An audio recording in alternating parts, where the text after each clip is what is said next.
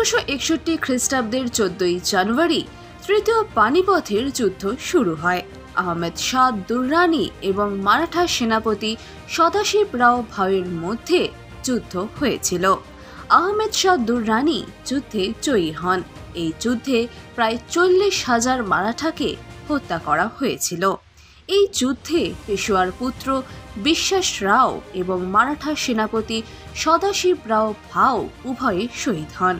1957 সালের 14ই জানুয়ারি মকর সংক্রান্তি উপলক্ষে কাশীর পণ্ডিত সমাজ কৃপালু মহারাজকে জগৎগুরু উপাধি প্রদান করে। জগৎগুরু কৃপালু মহারাজ একজন বিখ্যাত হিন্দু আধ্যাত্মিক প্রচারক ছিলেন। তিনি বৃন্দাবনে প্রেম মন্দিরের নির্মাণ করিয়েছিলেন। মন্দিরটি নির্মাণে 11 বছর সময় লেগেছিল এবং 100 কোটি টাকা খরচ হয়েছিল।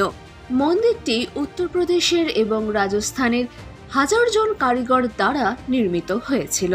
2001 সালের 14ই ফেব্রুয়ারি জগৎগুরু কৃপালু মহারাজ প্রেম মন্দিরের ভিত্তিপ্রস্তর স্থাপন করেছিলেন এবং 2012 সালের 17ই ফেব্রুয়ারি মন্দিরটির নির্মাণ কাজ শেষ হয়।